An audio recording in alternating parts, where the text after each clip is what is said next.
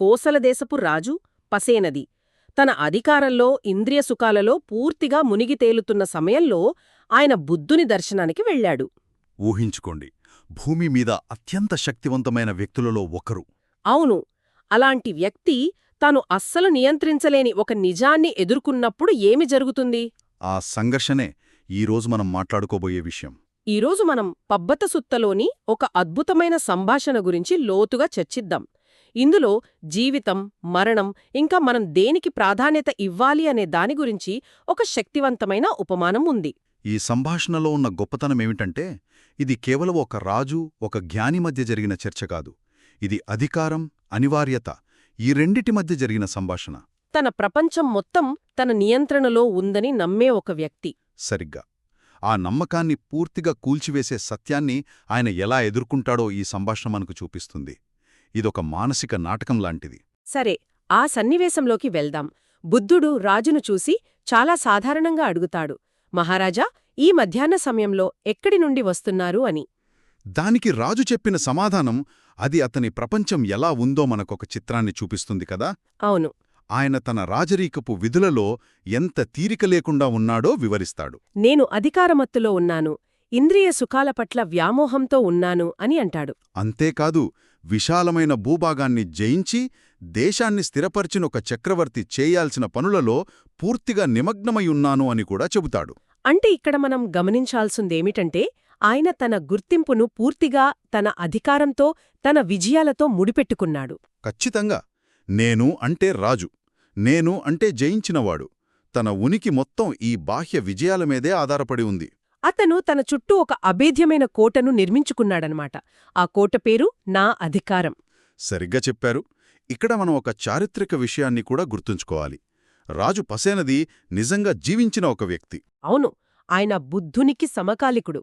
ఆయనతో చాలాసార్లు సంభాషణలు కూడా జరిపాడు. ఆయన భోగవిలాసాలకు, రాజరికపు దర్శనానికి ప్రసిద్ధి. కాబట్టి ఇది కేవలం ఒక కల్పిత కథ కాదు. నిజంగా అధికారం యొక్క శిఖరాగ్రంలో ఉన్న ఒక వ్యక్తికి అతని జీవనశైలికి తగినట్లుగా చెప్పిన బోధన ఇది. అవును. అందుకే ఆ తర్వాత బుద్ధుడు చెప్పబోయే మాటలు మరింత శక్తివంతంగా ఉంటాయి.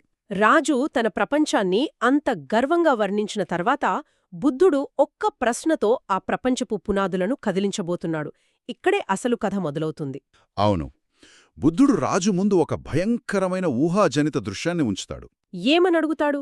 మహారాజా, ఊహించుకోండి, ఆకాశమంత ఎత్తునున్న ఒక పెద్ద రాతి పర్వతం తూర్పు దిక్కునుండి దొర్లుకుంటూ వస్తోంది.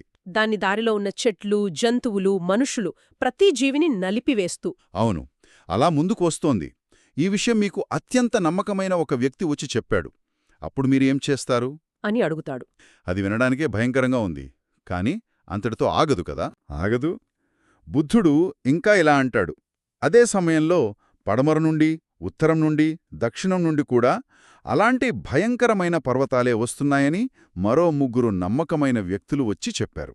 అంటే 4 దిక్కుల నుండి 4 పర్వతాలు మిమ్మల్ని చుట్టుముట్టి సమస్తాన్ని నాశనం చేస్తూ మీవైపు వస్తున్నాయి.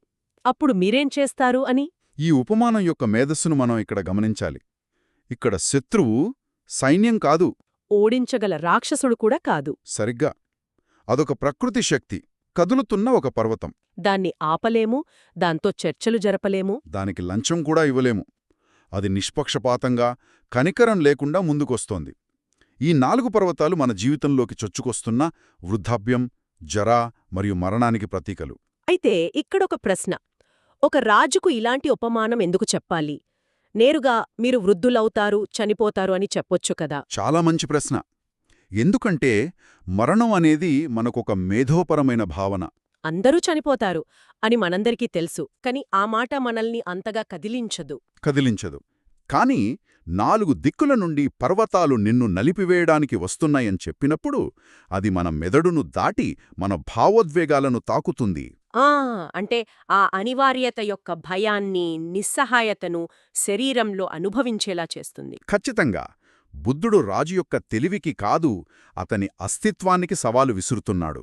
ఆ ముప్పును అతను కేవలం అర్థం చేసుకోవడం కాదు, శారీరకంగా అనుభూతి చెందేలా చేస్తున్నాడు. ఆ భయంకరమైన ముప్పును ఎదుర్కొన్నప్పుడు తన శక్తి, తన అధికారం, తన ప్రపంచం మొత్తం ఎంత నిరుపయోగమో రాజు వెంటనే గ్రహిస్తాడు. అతని ఆత్మవిశ్వాసం మొత్తం కూలిపోతుంది. అతను చాలా నిజాయితీగా తన పరిమితులను అంగీకరిస్తాడు. 3 విషయాలను ఒప్పుకుంటాడు. ఆ 3 అతని రాజ్యానికి మూల స్తంభాల్లాంటివి. అవును. మొదటిది సైనిక బలం. అతనంటాడు, నా ఏనుగులు, గుర్రాలు, రథాలు, నా పరాక్రమవంతులైన సైనికులు ఎవరూ ఆ కదిలే పర్వతాలతో పోరాడలేరు. వాటితో యుద్ధం చేయడం అసాధ్యమని తేల్చేస్తాడు. అంటే తన భౌతిక శక్తి పూర్తిగా పనికిరాదనొప్పుకున్నాడు. ఇక రెండవది రాజకీయ వ్యూహం. అతని ఆస్థానంలో ఎంతోమంది నిపుణులున్నారు. శత్రువులను మాటలతో భ్రమపెట్టగల మంత్రులు. అవును. కాని రాజు అంటాడు, మంత్రాలను ఉపయోగించిగాని మాయబాటలు చెప్పిగాని ఆ పర్వతాలను వెనక్కి పంపలేము. అంటే తెలివితేటలు, వ్యూహాలు కూడా మరణం ముందు పనిచెయ్యవు అని గ్రహించాడు. ఇక మూడవది అత్యంత శక్తివంతమైనదిగా భావించేది ధనం. రాజులాంటాడు, నా ఖజానాలో, భూగర్భంలో, గిడ్డంగులలో నిల్వ ఉన్న బంగారం, వెండి ఏవీ పనికిరావు.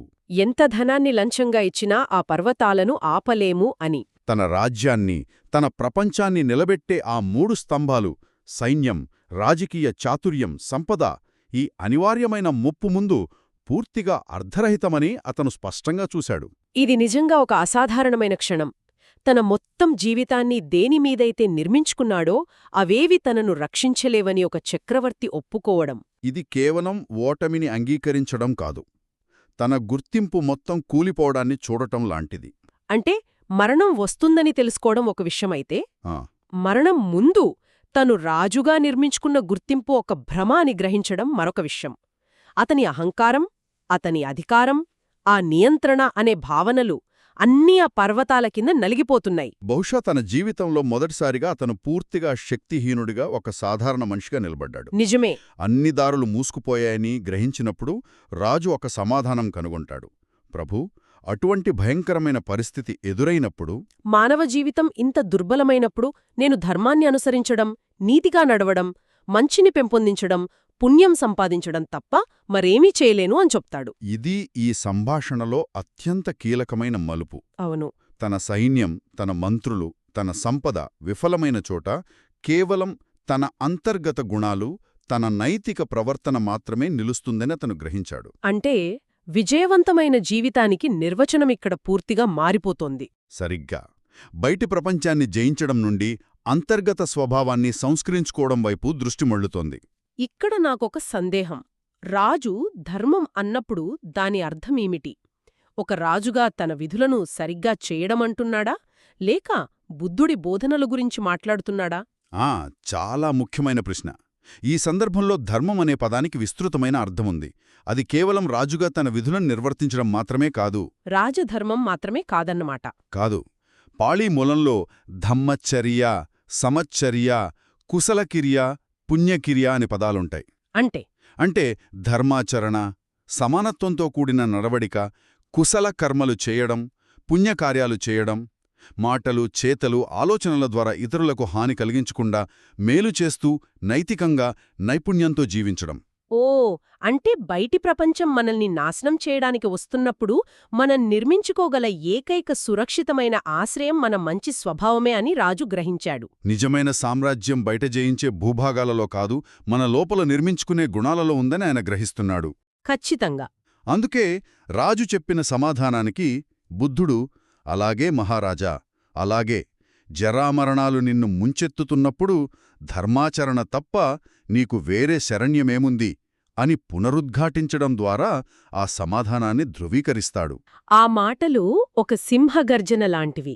ఆధ్యాత్మిక మార్గమే నిజమైన ఆశ్రయమని చెప్పడం. అవును. బుద్ధుడు రాజు యొక్క అవగాహనను బలపరుస్తున్నాడు. మరి ఈ ఉపమానం నుండి, ఈ గ్రహింపు నుండి మనం తీసుకోవాల్సిన ముఖ్య సందేశమేమిటి?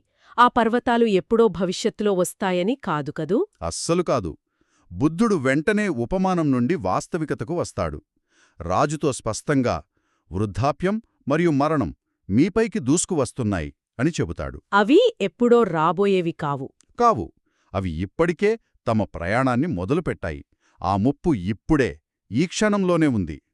మనం గడిపే ప్రతి రోజూ, మనం పీల్చే ప్రతి శ్వాస ఆ పర్వతాలను మనకు మరింత దగ్గర చేస్తున్నాయి. అంటే మనం కూడా రాజు పసేనదిలాగే మన చిన్న చిన్న రాజ్యాలలో, మన ఉద్యోగాలలో, మన సంబంధాలలో, మన విజయాలలో మునిగిపోయి అవును, ఆ పర్వతాలు మనవైపు వస్తున్నాయనే నిజాన్ని మర్చిపోతున్నాం. ఈ బోధన యొక్క సారాంశం అప్రమత్తత అనే భావనతో ముడిపడి ఉంది కదా. పాళీ భాషలో అప్పమాద అని అంటారు.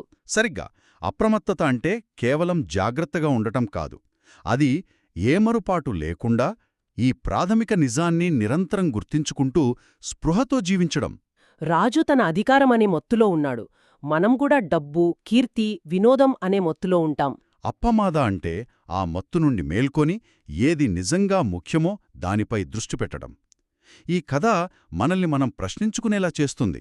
ఈ పర్వతాలు మనవైపు కూడా వస్తున్నాయనే వాస్తవం తెలిసి కూడా మన ప్రస్తుత దృష్టి దేనిపై ఉంది? మనం నిజంగా ఆశ్రయం ఇవ్వగల విషయాలపై మన సమయాన్ని, శక్తిని వెచ్చిస్తున్నామా అనేది ప్రశ్న. మనం ఈరోజు ఒక శక్తివంతమైన రాజు తన అధికారం యొక్క శిఖరాగ్రం నుండి మరణం యొక్క అనివార్యతను గ్రహించి జీవితం యొక్క నిజమైన ప్రయోజనం ఏమికో తెలుసుకున్న ప్రయాణాన్ని చూశాము. ఇది కేవలం ఒక రాజు కథ కాదు. అధికారం, సంపద లేదా కీర్తి అనే భ్రమలలో జీవిస్తున్న ప్రతి ఒక్కరి కథ. శ్రోతలకు ఒక ఆలోచనను మిగిలిద్దాం. ఈ మూల గ్రంథం ప్రకారం ఈ సంభాషణ తర్వాత బుద్ధుడు ఇదే బోధనను పద్యరూపంలో అంటే గాథలలో సంగ్రహించాడు. అవును, ఒకసారి ఆలోచించండి. గద్యరూపంలో చెప్పిన దానికంటే కవిత్వం ఈ తీవ్రమైన నిజాన్ని మనస్సులో మరింత లోతుగా నాటగలదా? ఒక తర్కాన్ని, ఒక వాస్తవాన్ని పద్యంగా మార్చినప్పుడు దానికి ఎలాంటి శక్తి వస్తుంది? ఈ సంభాషణను బుద్ధుడు పద్యరూపంలో ఎలా సంగ్రహించి ఉంటాడు? ఆ పదాలు మనసులో ఎలా ప్రతిధ్వనించి ఉంటాయి? ఇది ఆలోచించాల్సిన విషయం.